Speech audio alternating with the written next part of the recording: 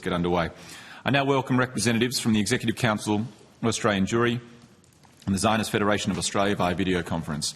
I understand that information on parliamentary privilege and the protection of witnesses giving evidence to parliamentary committees has been provided to you. For the Hansard record, would you please state your full names and the capacity in which you appear before the committee? And on our left is Mr Wertheim, so we can start with you. Peter Wertheim, I'm the co-CEO of the Executive Council of Australian Jewry. Simone Abel, I'm Head of Legal of the Executive Council of Australian Jewry. Alon Casudo, CEO of the Zionist Federation of Australia. Welcome to all of you. I now invite each organisation to make an opening statement, and at the conclusion of that we'll open up for a discussion, and we'll start with the ECAJ. Thank you very much. We would like to acknowledge the traditional custodians of the lands which we meet on today and to pay our respects to all elders past and present and to the children of today who are the elders of our future. This inquiry is a crucial step for the Australian Jewish community in seeking practical changes to address anti-Jewish conduct at universities, which have sadly become normalised. Anti-Semitism on university campuses is not a new phenomenon, and it's certainly not news to universities. We and Jewish student groups and academic staff have been warning of its increase for several years. However, acts of Jew hatred have markedly escalated over the past year. In the university context, the majority of these have gone unreported and, from the complainants' perspectives, unresolved. The recent Senate inquiry on this topic has shown that only by shining a light on this problem can we achieve meaningful change. Since then, there has been some positive progress, but the problem stubbornly persists, and we are here to make practical recommendations about how to tackle it so that Jewish students, staff and academics don't have to study or work from the confines of their homes, face hateful targeting and silencing or discriminatory conduct. Our recommendations focus on the legal, regulatory and policy environment in which universities operate, the rules of civil discourse, complaints handling processes and the training of those who administer complaints, the training and educating of university executives and academic staff about how to identify and deal with anti-Semitism, the remit and resourcing of the National Student Ombudsman to handle anti-Semitism complaints, the setting up of a national database and hotline for racist incidents and discourse, and steps that the government can take to reduce the risk of foreign interference in the university sector and to protect our universities from attempts to erode and undermine our democratic values. Knowledge is power. When universities call out anti-Semitism for what it is, a type of racism, and show that they will not tolerate it, then things will change because anti-Semitism will stop being socially acceptable. Diagnosis is the first step in treatment. This committee has an important role to play in making practical changes to turn the tide. There are matters which it won't be able to expose, and for those, we still ask for a judicial inquiry. What protects Jews at universities protects all students and staff and our centres of learning. Free speech is not just for those with one perspective and in positions of power. Thank you very much. Thank you very much. We'll hand over to the ZFA. Committee, as mentioned, I'm Alon Casudo. I'm the CEO of the Zionist Federation of Australia, and the ZFA is an elected representative body of the Australian Jewish community. I seek to table a page of recommendations from the ZFA. Committee, it's now been 70 days since I appeared, Jewish students and staff and other Jewish organisations appeared, and the government-appointed anti-Semitism envoy appeared before the Parliament to outline in agonising detail the widespread violent, hostile and anti-Semitic incidents that have taken over our university campuses, and we unanimously called for a judicial inquiry into anti-Semitism on campuses. Yet here we are, 2 months later, having exactly the same discussion, and we are still no closer to making university campuses safer for Jewish students and staff. In fact, since we last appeared, we saw one of the most reprehensible examples of anti-Semitism when the office of a Jewish physics professor at Melbourne University was ransacked by masked assailants. So firstly, the ZFA continues to recommend, alongside with the ECAJ, that a judicial inquiry into anti-Semitism on campuses be established. Secondly, we recommend that universities be required to implement measures to practically improve the conditions for all Jewish students and staff. Some of the recommendations we make, for example, are mandatory annual anti-Semitism training for all staff, faculty and senior leadership, that all universities adopt the IRA working definition on anti-Semitism, the prohibition of encampments as a form of protest on any university campus, the prohibition against any form of protest within a university building, that individuals who are not enrolled as students be prohibited from participating in these protests except with prior approval from university administration, that behaviours such as the removal of posters of hostages taken by Hamas on October 7th, the display of posters containing anti-Semitic content, the removal of Israeli flags and support for Hamas, Hezbollah, the Houthis or any other terrorist organisation be considered anti-Semitic behaviours by all universities. And finally, given that a vast majority of Australian Jews and Jewish students and staff identify as Zionists, universities should update their policies that students cannot be shielded by using Zionist as a substitute or code word for Jew or Israeli. And this is precisely what New York University has implemented effectively. It defies belief that Deakin University protesters were allowed to chant F off Zionists and F off Zionist scum and F you Zionist dogs, and that there has been no ramifications to this behaviour. University leadership must be held to account for fostering an environment where a lack of disciplinary action has emboldened students to think that they can do and say whatever they want with no repercussions. Until this lack of leadership is appropriately addressed and universities implement effective policies to stamp out this behaviour, it's almost impossible to conceive that there will be meaningful change on campuses. Committee, I said it in the last parliamentary hearing and I will say it again. No other minority would be expected to put up with the sheer scale of hatred that we've witnessed at our universities. Right now, university campuses are quiet, students on their summer breaks, but we should not be lulled into a sense of security that this crisis has somehow magically disappeared. These campuses all across Australia continue to be a tinderbox. The committee is proposing to issue its report at the end of March. We absolutely do not think that this timeline is appropriate, given the urgency of this crisis and the fact that students will begin to return to campuses as early as February without any meaningful change to the university environment. Committee, the ZFA has outlined today some very practical recommendations that universities should be encouraged to adopt, but we still stand resolute in our belief that a judicial inquiry is the most appropriate mechanism to address anti-Semitism on campuses. Thank you. Thank you, Mr. Casuto. Just by way of housekeeping, is someone happy to move that the document be agreed to by the committee? Yes. Deputy Chair? Happy to move that. All those in favour, against, carried. Okay. I'm going to start with you, Mr. Casuto, but obviously the ECAJ can please add to this answer. You referred to in your opening remarks about leadership. What do you think is reasonable expectations of engagement by Vice-Chancellors themselves to engage with Jewish students and staff? Should they be meeting regularly? Should they be overseeing processes? What's your sense of what the minimum standards of engagement by Vice-Chancellors need to be?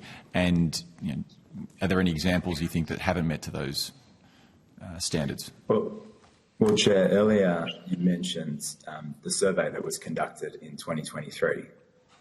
That survey found that a majority of Jewish students had experienced anti-Semitism in some way, shape or form, and at some campuses it was over 70 and 80%. Meeting with Jewish students and staff to hear about their experience is a minimum expectation. It's a baseline. It's a hygiene factor. Actually being able to act on what you learn in meeting with Jewish students and staff and implement policies and procedures that protect Jewish students and staff is what we expect of leadership. And unfortunately, that's been sorely lacking. And so while consultation and discussions and hearing from Jewish students and staff is absolutely part of the role of university leadership, that's only where it starts. And we believe there's been an absolute absence of strong leadership across the university system. And it's taken pretty severe interventions like this one and others to even have university leadership answerable and be able to really explain why it is that the hostile environment on campuses is only getting worse and not getting better. So we're of the view that university leadership should be enacting the best practice measures that we set out. We're of the view that there should be an independent body that can review whether they've acted in a professional enough manner and addressed hostilities. And also we're concerned that students don't have faith in university leadership or in the university system to address any of their complaints. And so part of what we're concerned about is that a majority of students don't even report the anti-Semitism that they experience. And so part of it is restoring faith in university leadership and the university system and addressing this in a systemic manner. Thank you, Mr. Cassuto. Ms. Abel or Mr. Wertheim, anything you wish to add to that? Yes, thank you, Mr. Chairman. Firstly, I just want to acknowledge that you have received our submission, which was sent yesterday. It's Me right now. It's quite a detailed submission. It has 10 recommendations, which I would commend to you. I don't expect there'll be time to get through all of them. We're available for consultation if that's necessary. In terms of engagement, I don't, with respect, think that's the issue. University students and staff have had engagement with senior executives at universities for as long as I can remember. I have personally attended many of those meetings with them, with vice-chancellors and other senior executives. And the sorts of issues that we are now talking about have been raised over a period of years. They are not new. What's new is the scale and the severity of the issues, not their nature. And so the issue is not so much the accessibility and the engagement, it's what consequent action the universities have taken or have failed to take following such engagement. That's something that, in my experience, the universities have conspicuously failed to do. They have made the right noises, they've heard concerns and complaints from students and staff sympathetically, but and frankly, that's the reason we're in the situation we are today. So it's not just a question of engagement, it's a question of follow-through. So on that first... please.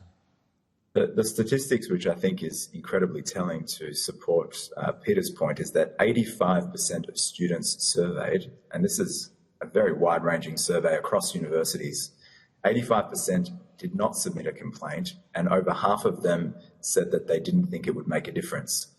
So what we're hearing there is that there's no faith that having consultation and complaining will actually make a difference.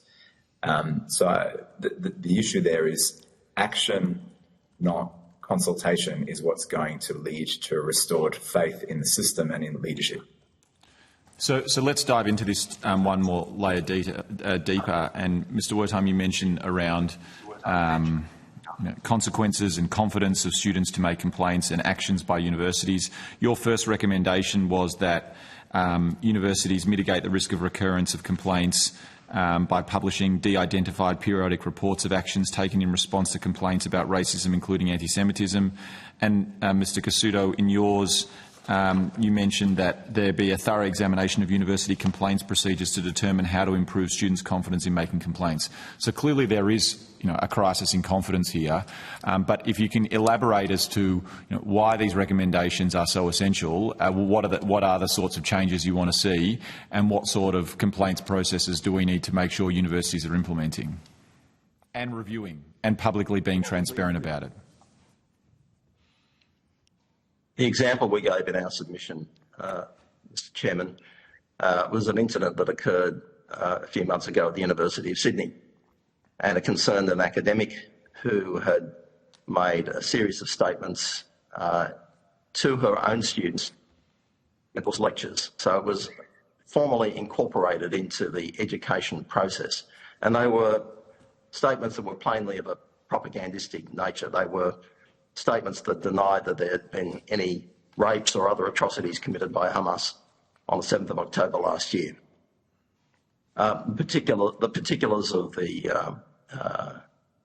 the propaganda are really secondary. Principle that sort of propagandistic statement was made by a senior academic to students in the course of the education process, and the university itself found that there had been misconduct, and the academic concerned was reprimanded. But the details were not published in any way, shape or form. There was not even a de-identified statement from the university explaining the nature of the circumstances and the findings that the university had made. So that failure has two effects. Firstly, it means that other academics are not made aware that this sort of conduct is unacceptable and has been found to be unacceptable by the university. Secondly, the students who were in that class are probably none the wiser. And I guess there's a third issue as well, and that is students more generally, particularly Jewish students, don't have the reassurance that such a report would have provided them, that they will be heeded and acted upon. That's what's been missing, and that's why we made that recommendation. And just to add to that, Mr. Chairman, the Hodgkinson Review report, which has just been released, which we commend to the committee to look at, in that, Sergeant talks about this exact issue and the failure to have deterrence of any kind across the University of Sydney, but that's an issue we've observed more generally. And there's a siloing of complaints as well, which leads to this problem. So in that report, he's recommended more centralised approaches to complaint handling. And that's something that I think we would endorse, because at the moment there's many different complaints channels. There doesn't seem to be a lot of crossover or communication. There's highly complex policies, there's law, and unfortunately the students get lost in that, and the people who are impacted by this conduct often don't get any kind of answer or update as to what's happened in relation to a complaint. Mr. Casuto. Chair, our recommendations are based in are steeped in practicality. We're being pragmatic about what's actually going to make Jewish students and staff safe on campuses. A recommendation of mandatory annual anti-Semitism training for all staff, faculty and senior leadership recognises, as the Vice-Chancellor of Sydney University said just before, there are tens of thousands or hundreds of thousands of people on campuses, and many of them are not necessarily aware of what is and isn't anti-Semitism. As a result, someone may hear "FU dirty Jew" and understand that that is anti-Semitism, but "FU dirty Zionist," it may not understand that that is anti-Semitism, even though the vast majority of Jews are Zionists. And so there is a need to educate there about what anti-Semitism is and how to combat it through education. That's why we're asking for the adoption of the IRA working definition, which is widely regarded as the most effective definition in stamping out anti-Semitism. It's acknowledged and recognised and adopted by governments and some universities in Australia. We believe that all universities should adopt it and would benefit from it.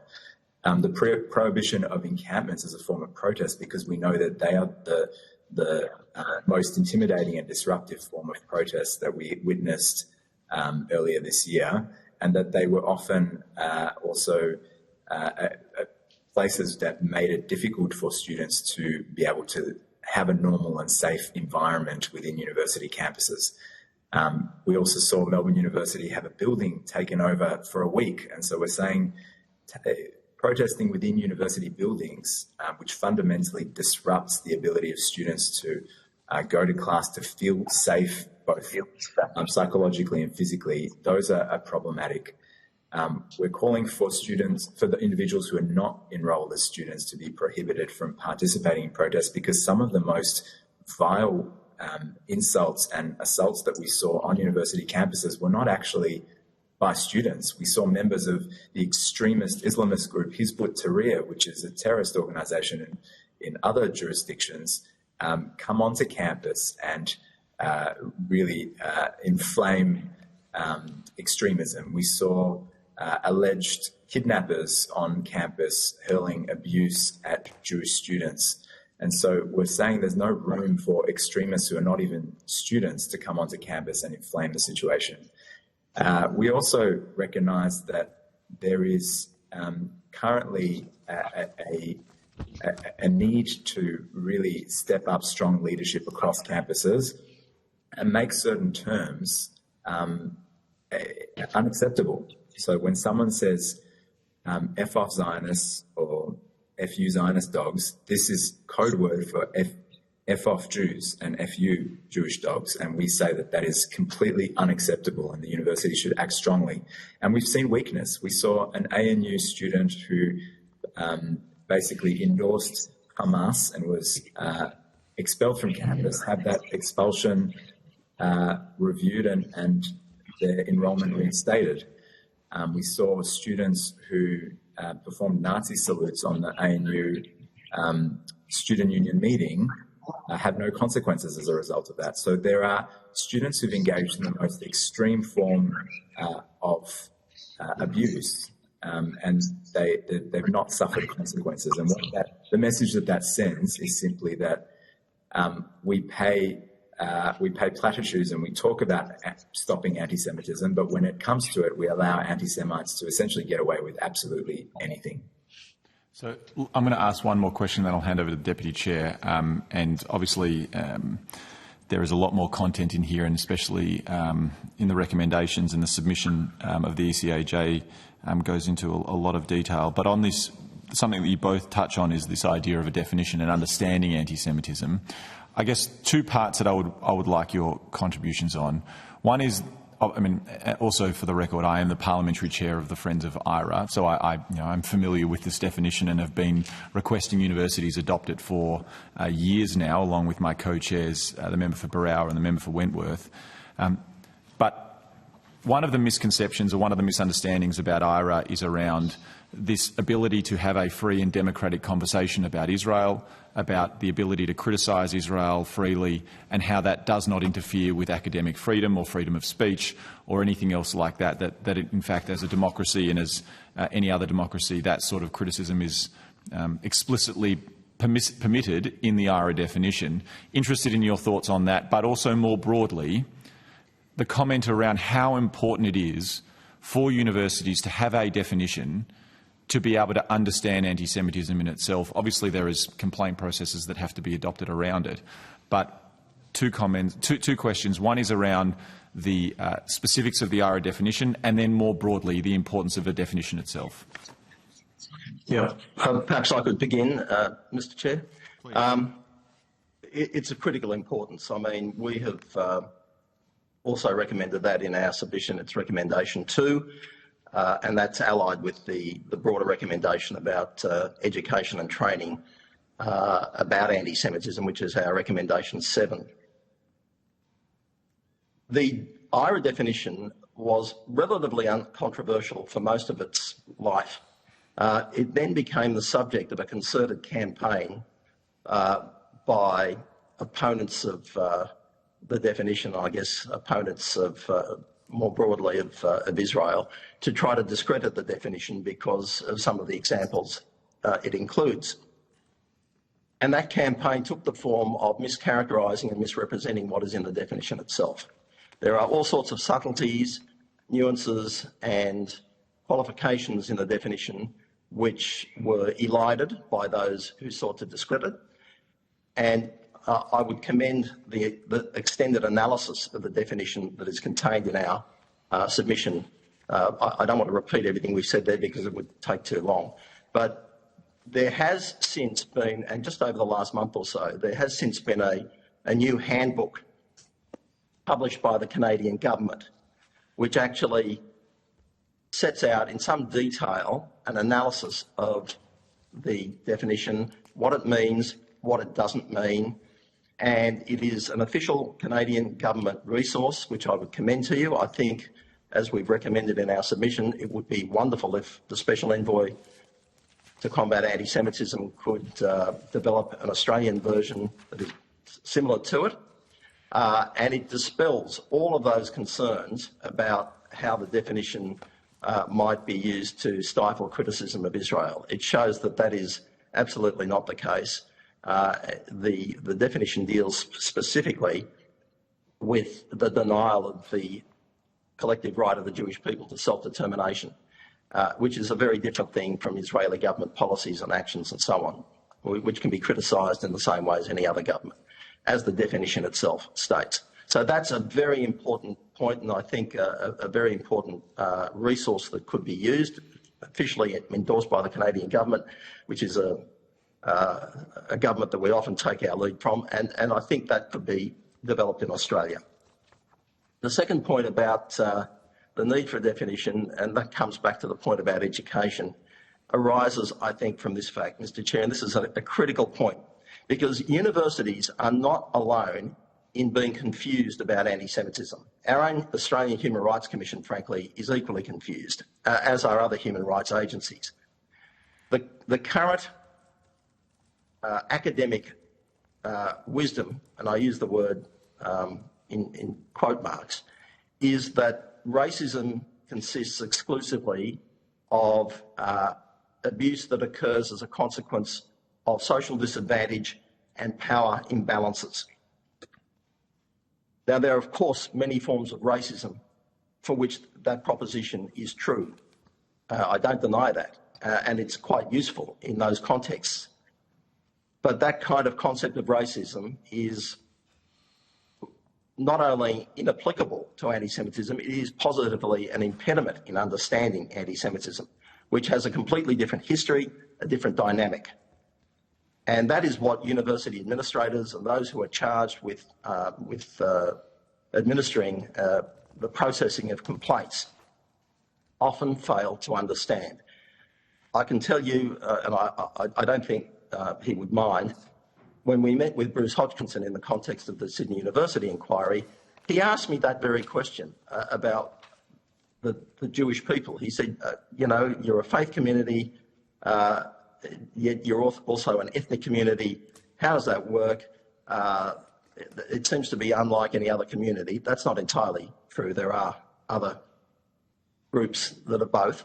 But we had a very interesting conversation about that. And if even someone as learned as Mr. Hodgkinson was unclear about that, you can understand how problematic that is when it comes to university administrators and complaints handlers, and even the Human Rights Commission, in understanding this very elementary fact that is critical to an understanding of anti-Semitism.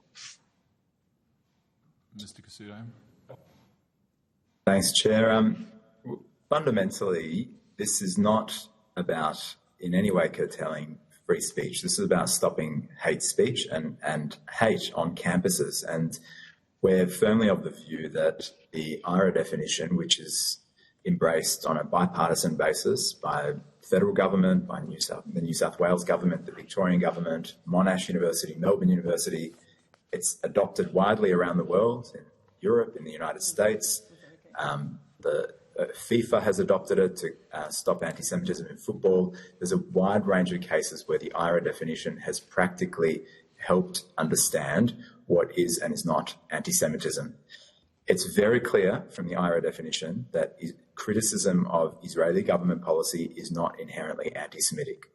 It is also very clear that phrases like all Zionists are terrorists or Israel should cease to exist is inherently anti-Semitic. So claims to the contrary are just willfully ignorant. And what we're asking for is that there's consistency in application across universities, and that there is an understanding that without agreement on the bare basics of what is anti-Semitism, it makes it very difficult to prosecute any case of what is anti-Semitism, but also makes it very difficult for university staff and leaders to have guidelines. And so what we're saying is, as a baseline, understanding and adopting what is anti-Semitism would be a good starting point.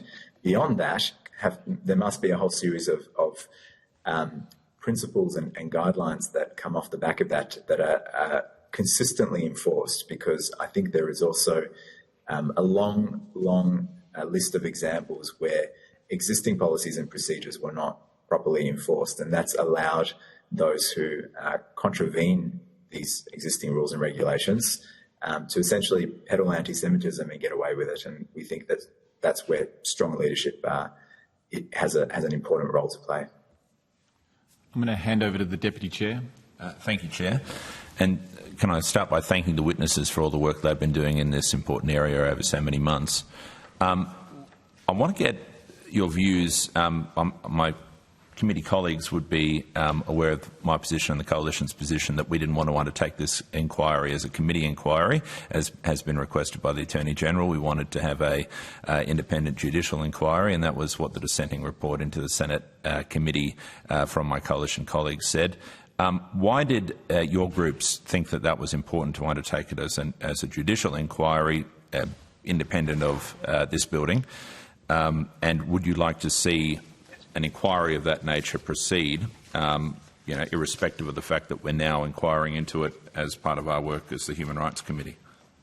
I might start with this one, if I may, Peter. Listen, we absolutely stand by the call for a judicial inquiry, and I think we saw that universally, from the government's own special envoy to students, staff, and of course the representative Jewish bodies like ourselves in the ECAJ. And the reason for that is that we're facing a crisis of anti-Semitism right across our university system.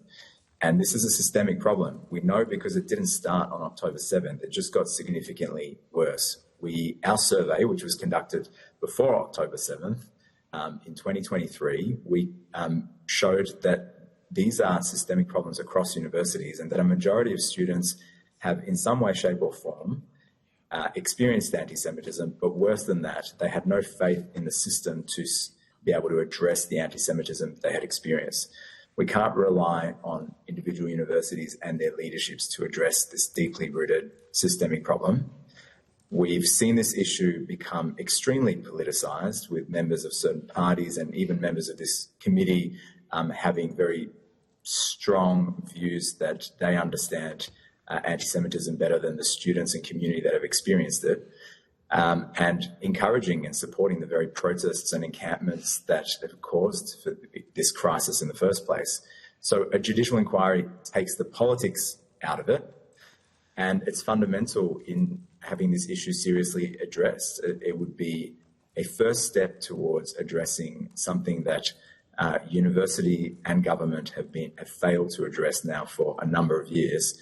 And it has to be stressed that this judicial inquiry is not demanding something unreasonable. It's simply demanding that there be a deep and independent probe into what has now been proven to be an extremely consistent and systemic problem across all university campuses, making it untenable for a minority in the Jewish students and staff to feel psychologically and physically safe on campuses. No other minority would be expected to tolerate this, and that's why we think this crisis demands a very, very serious response in the form of a judicial inquiry. If we could just add very quickly to that, Mr Chair, I'll ask my colleague to address the question. Thanks, Deputy Chair, and we appreciate your calls for support for the judicial inquiry. I think we'd just like to say that the scope of the judicial inquiry makes it somewhat distinct from this parliamentary inquiry, as well as the control of the judge in running that and the depoliticisation of the subject matter that would be offered by a judicial inquiry, which would also result in a feeling of the impacted communities of justice being seen to be done and not being a political football in this exercise. And the other thing about a judicial inquiry is it would be more likely to prevent political grandstanding, just the nature of it, how it would be run. And, we have also in our submission addressed issues around protection of witnesses and they bring to this. And then, of course, there is the foreign interference point, which you'll see dealt with in our final recommendation. And the thing I would say on that is that the ECAJ and various other organisations and individuals have sought consistently over a very long period to try and obtain information about the extent to which there is foreign interference in the university sector. And we're certainly not the only ones doing that. There have been guidelines, obviously, to counter foreign interference. There have been recommendations made by a parliamentary committee. And unfortunately, what we see is that when we do get returns on freedom of information requests, they are by and large redacted and no useful information comes to light. And I think, the scope of this particular parliamentary inquiry, with great respect, is such that it won't be able to fully delve into those sorts of issues. So we maintain that there is a need for a judicial inquiry in that regard and many others. Thank you, Ms Zabel. I just want to build off sorry, was there further comment there? No, sorry. Gremlin in the system. That's all right. I just want to build off something that Mr Cassuto mentioned before about how many in the Jewish community simply have no faith in the system now, and I think that's largely the big challenge here, because we can set up as strong of a systems as we like around complaints, but if people don't have, and I mentioned the example earlier of the University of Sydney having to stand aside a staff member who had engaged in activity on social media that would suggest that they had a prejudicial view around complaints of anti-Semitism. I don't want to dive into that example too much, but just the idea that we've got people who don't want to engage with the system because they don't trust it inherently. And we've heard from the universities today, and we'll hear from more in our other hearings. I don't think I'm being unfair in suggesting that their approach is, that they feel as if that anti-Semitism is a broader community problem, that is just happening to impact on the universities. My suggestion to Professor Scott, which he didn't accept, was that these universities have actually become seedbeds of anti-Semitic thought in this country. I'd be very interested to get your perspectives on that.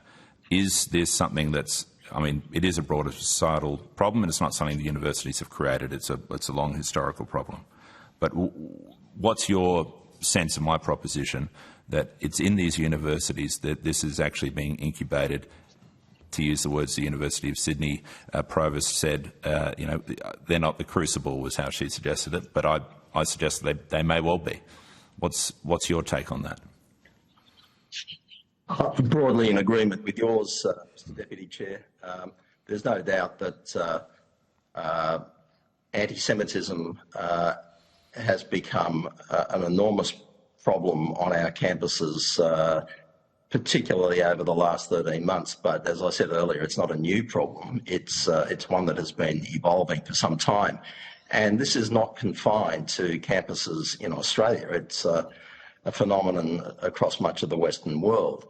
And it is part of a broader intellectual trend. And these intellectual trends come and go. I've seen them many times in my lifetime. Which are essentially positive against liberal democratic values and our liberal democratic way of life.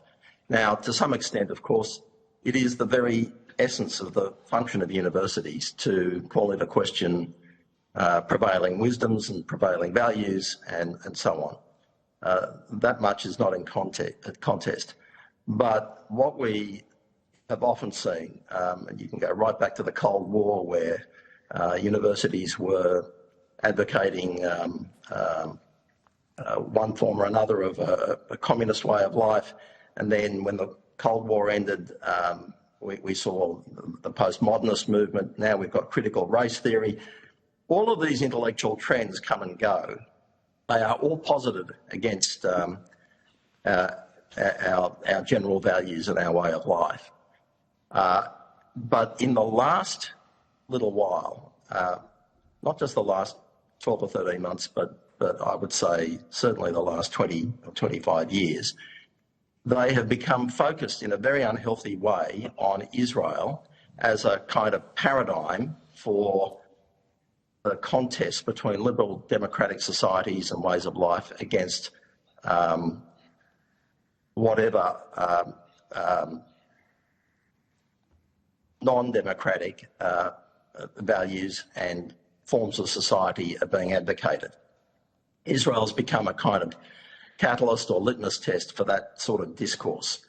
And it's not entirely unexpected, but very sad, that as part of that intellectual process, demonisation of Jewish people who are overwhelmingly supportive of Israel and whose objective interests demand that they are supportive of a Jewish state because it is the actualisation of a collective right of self-determination, a universally recognised right, are being demonised for that very reason.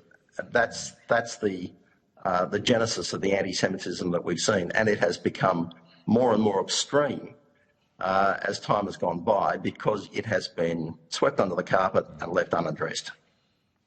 Thank you, Mr. Deputy Chair, I want to play a bit of an exercise with your permission, and that is to substitute the Jewish community for any other minority. And I want you to imagine that long before the 7th of October, this minority had complained about racism that it had experienced on university campuses, and that you heard from this minority that 85% of the students had not submitted complaints to the university, and over half of them thought it wouldn't make a difference, and just under half thought that the university wouldn't take that complaint seriously. And then I want you to imagine that there was a catalyst event that amplified this by many hundreds of percentages, probably 4 to 5x the intensity and experience of the university students of this particular minority. And university students were telling you both anecdotally and in large numbers that they don't feel emotionally and psychologically safe.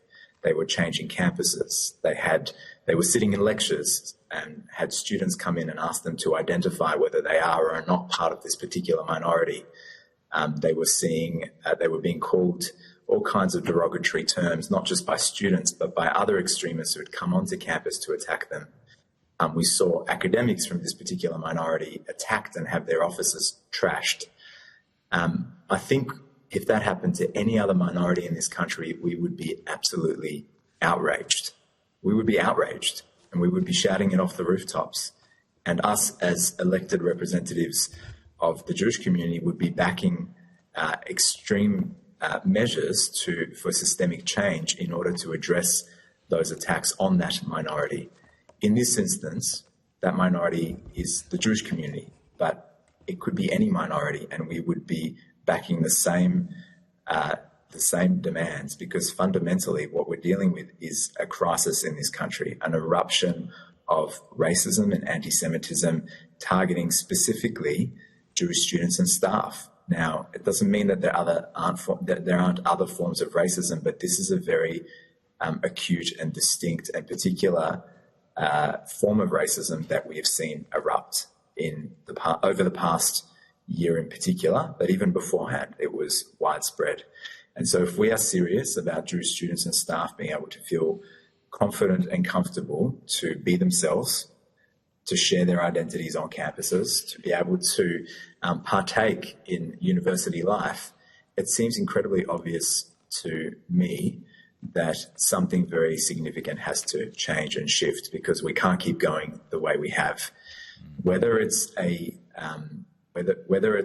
by adopting a widespread definition, whether it's by introducing an independent body that can oversee the universities, whether it's by universities responding with what we've been asking for over 2 years and actually addressing some of these issues that they've been made aware of. This is the beginning. It's the action, not words, that are needed now.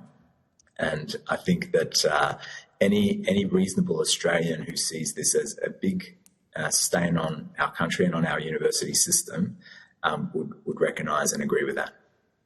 Thank you. I've just got one last question. One of the suggestions that have been made is that there could be a role for the Australian Human Rights Commission to have a broader role in accepting or dealing with complaints of anti-Semitism. There's also been a bit of public commentary around the fact that they hadn't called out the anti-Semitism issue for 6 months following the 7th of October, and also a bit of a history there of staff and contractors engaging in anti-Semitic commentary online. How would your organisations feel about the prospect of having the AHRC with a broader role in dealing with this issue? Deputy Chair, perhaps I can begin with that one, Alan, because it was dealt with quite extensively in our submission to the Senate, which I believe you have access to, Deputy Chair. The Australian Human Rights Commission has jurisdiction really only to deal with complaints that fall under the 5 anti-discrimination law, federal anti-discrimination laws. And so when it comes to dealing with anti-Semitism on campus, they would only have the remit to deal with it if there was a formal complaint made under Part 2A of the Racial Discrimination Act or some other legislation. So I think that's a non-starter. That's just a legal reason it's a non-starter. But I think there's also a broader reason it's a non-starter, and that is because, as I explained earlier, the Australian Human Rights Commission itself, in its recently published document on racism, made it very clear that it does not understand anti-Semitism. It has possibly a better understanding of other forms of racism, but not of anti-Semitism. And the other issues about its own activities and its own, some of it, the activities of its staff and its contractors and so on, that was all detailed in our submission to the Senate, and I don't wish to go over that again because it's well covered in that submission. But it is indicative of a culture that is more attuned to the forms of racism that they are more comfortable with and familiar with. That is a particular conception of racism that, as I said earlier, does not apply to anti-Semitism, is not an appropriate paradigm for addressing anti-Semitism. So that is the reason we think that the Australian Human Rights Commission inquiry into racism on campuses is unlikely to fully understand the problem. In fact, it may actually be part of the problem and is unlikely to result in any real change. So the short answer to your question is no, we don't think that's the way to go. We support Peter's statement, and in addition to that, as I understand it, the Australian Human Rights Commission doesn't have the power to compel witnesses, and I think what we've seen is that there hasn't been a huge amount of openness and forthcoming from academic administration and staff in the absence of that ability to compel witnesses. Also, the Zionist Federation wrote to the Australian Human Rights Commissioner in May. We heard back from a research assistant in June saying that they would reach out to us, but we haven't heard from them since. And I'd say that that's pretty indicative of their sense of urgency and their capacity to deal with this national systemic crisis and eruption in anti-Semitism. So we don't have a huge amount of faith both in their capacity to deal with it and also their urgency with which they've addressed it. Thank you very much. And just to add to that, Deputy Chair, sorry, I just wanted to say, I come from a human rights legal framework. I've worked at human rights institutions my whole life. To categorise racism purely as an issue of power and privilege is to completely misunderstand what anti-Semitism is. We all sit here with our lived experience of almost every generation being persecuted, and we have often been in privileged positions in society. And so privilege does not inoculate you from very violent forms of racism. And we just need to be aware of that when we think about how anti-Semitism morphosizes over different eras. Thank you, Ms. Abel. I think that's a good point. Ms. Tink? Thank you. I just want to start by thanking you both so much for being here today and also for the submissions and the recommendations. It's great. It's great to see really practical suggestions of how we can try and influence these environments. I also want to acknowledge, I think one of the things we've spent a lot of time talking about today is that understanding of what anti-Semitism looks like, feels like, the experience of anti-Semitism. And it's to this point that I just want to get a little bit of further information from you, because where I am trying to understand is how we ensure that anti-Semitism is never tolerated, is recognised, which I have questions whether that's currently happening. I don't think it's happening in universities, so how do we get them to recognise it? But then how does that intersect with free speech when it comes to perhaps criticism of the state of Israel as opposed to Jewish people? And I'd just like to hear your answers on that, please. Well, that's dealt with at some length in our submission. And I don't, again, given the shortness of time and the fact that others wish to speak, go over what's in detail in our submission. But I would commend the analysis in it to you. There is nothing that stops criticism of Israel similar to that which is levelled against any other country. The IRA definition has a sentence that says precisely that. So where is the problem? The problem is that there is actually a campaign to smear the IRA definition because there are some people who think that it ought to be okay to say F the Zionists as code word for Jews. They think that ought to be okay, that it ought to be okay to advocate the annihilation of the State of Israel and the elimination of its Jewish population.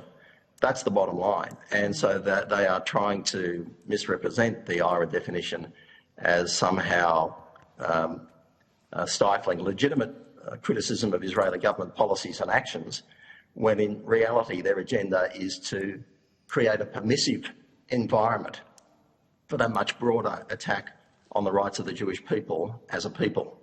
And that is the essential point to grasp, and that is what the IRA definition truly is addressed to. It's not about those other things that have been alleged against it.